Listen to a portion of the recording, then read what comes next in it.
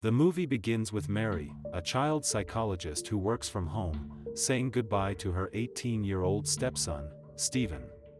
His father, Richard, is taking him to a special school for the summer, and Stephen is clearly angry.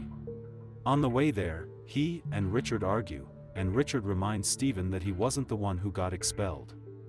Suddenly, the car loses control and crashes into a truck. 6 months later, snow covers the ground around the house where Mary and Stephen now live. Richard died in the crash, and Stephen was left paralyzed from the neck down. Stephen cannot speak and is completely dependent on Mary for everything. She feeds and dresses him, bathes him, and gently encourages him to take his medication. Afterward, she puts him in his wheelchair and leaves him in front of the TV while she goes to her home office to see patients. One of Mary's patients is a 9-year-old boy named Tom, who is deaf and mute. He has spent most of his life in state care, and his social worker, Joan, brings him to his sessions.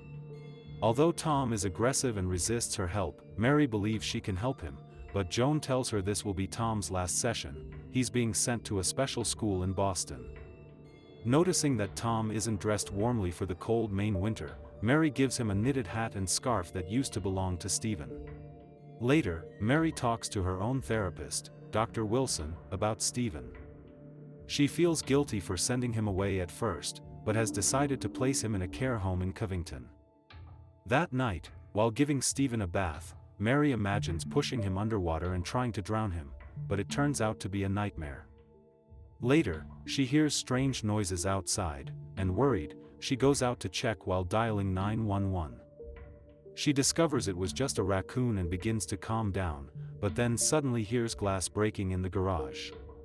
She quickly calls 911 and explains the situation to the operator, who tells her to stay on the line.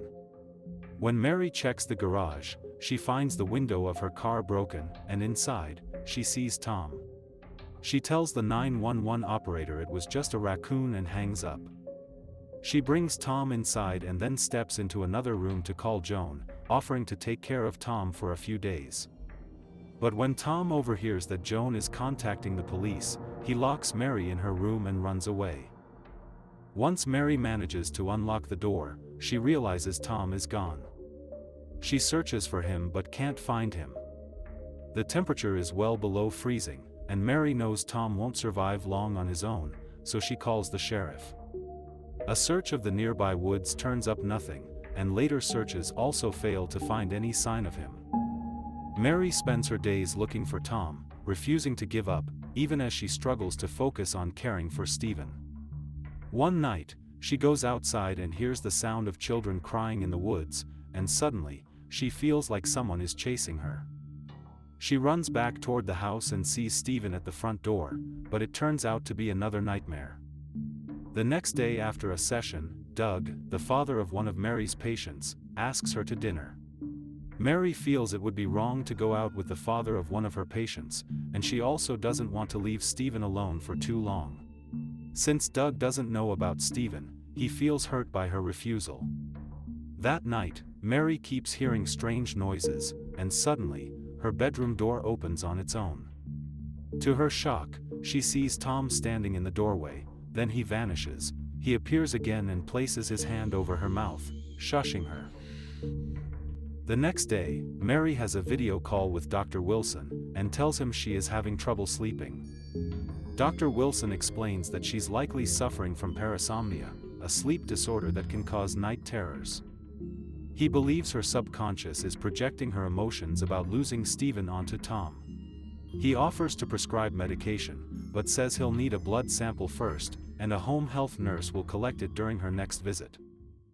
When the nurse arrives to take Mary's blood sample, she says Dr. Wilson will contact her once the results are in. As they walk through the woods together, Mary tells the nurse about Doug and admits she's thinking about calling him to apologize for being rude. That evening, Mary invites Doug Hart to dinner at her house, and during their conversation, she opens up and tells Doug that Stephen became mute suddenly after the death of his biological mother. Later that night, while Mary is sleeping, she's awakened by a strange rattling sound, and her bedroom door slowly creaks open.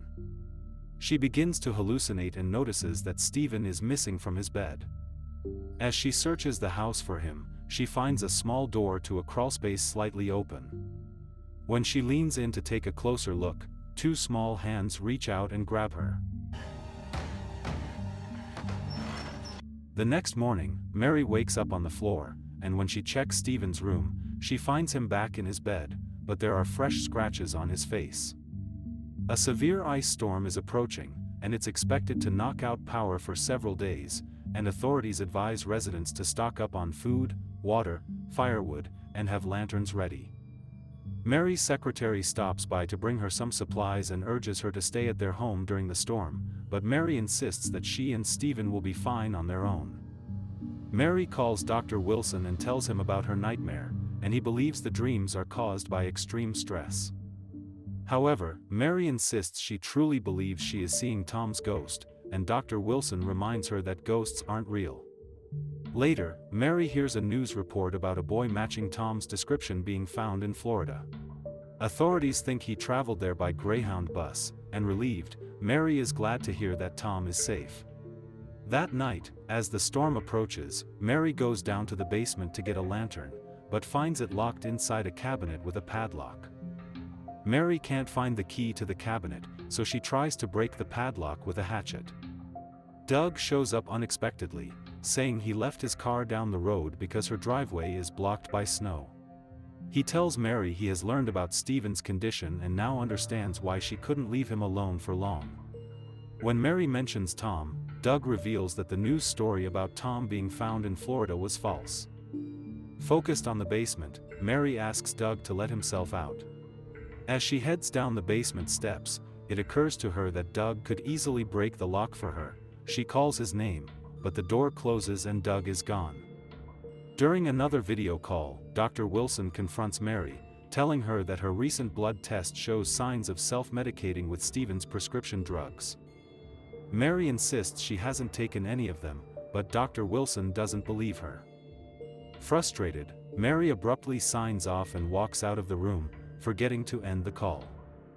As the video feed continues, Dr. Wilson sees something shocking. First, Stephen's wheelchair sitting empty, and then, he sees Stephen walk across the living room. Horrified by what he saw, Dr. Wilson realizes Mary is in serious danger, and despite the worsening ice storm, he jumps into his car and heads toward her house. He also calls the police to report the situation, but due to the storm and high demand for emergency help, they can't get to her right away. Meanwhile, just as Mary manages to break open the cabinet and retrieve the lantern, the power goes out. In the darkness, she sees Tom, and suddenly, Stephen appears and knocks her unconscious. Mary later regains consciousness to find herself bound and gagged in the bathtub, with Stephen calmly bathing her. He reveals that he had been faking his catatonic state for the past 6 months, just so he could have Mary's complete attention all to himself. Stephen confesses that he tried to kill Tom when the boy started getting too close to Mary. But Tom escaped and has been secretly hiding in the house ever since. It's revealed that Tom was never transferred to the school in Boston. Instead, he had been living in the crawlspace all along. When Tom saw Stephen moving around, Stephen trapped him inside the crawlspace, hoping he would eventually starve. To keep Mary confused and off balance, Stephen has been secretly drugging her with his own medication. The drugs let him move around at night without her realizing and made her doubt what she saw when she glimpsed Tom.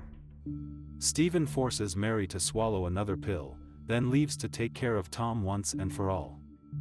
Alone in the bathtub, Mary manages to free herself by using a bottle of shampoo, both to loosen the ropes and to make herself vomit, expelling the pills Stephen forced her to take. She heads to the basement and finds Stephen preparing to kill Tom, who is now tied up and helpless.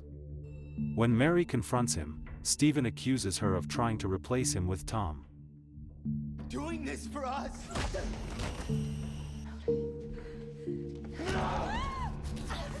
Enraged, he attacks her, but Mary fights back and manages to free Tom during the struggle. She escapes with him and locks Stephen inside the cellar. While searching the house, Mary finds Tom hiding on a closet shelf, too terrified to move.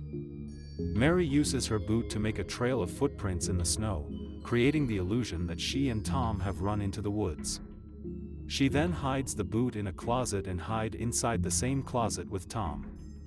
Meanwhile, Stephen escapes the basement by hacking the door open with an axe. He follows the fake trail outside and is almost convinced that Mary and Tom fled into the woods, until he notices snow tracked into the house and finds the hidden boots. Realizing they're still inside, he begins searching the house while holding the hammer. Stephen opens the closet where Mary and Tom are hiding, but they manage to stay hidden well enough that he doesn't see them. Just then, he is distracted by the arrival of Dr. Wilson, who has entered the house. He calls out to Stephen, warning that the police are on their way, and just then, Stephen finds Dr. Wilson and stabs him. As Stephen goes upstairs to continue searching, Mary quietly slips out of the closet and heads for the back door, hoping to escape with Tom, but something is blocking it. She forces it open just enough to see Doug's body lying outside. Stephen must have killed him hours earlier, right after he left the house. She finds Dr. Wilson still barely alive, and with his last strength, he warns her not to challenge Stephen's delusions, telling her to agree with whatever he says to avoid provoking him.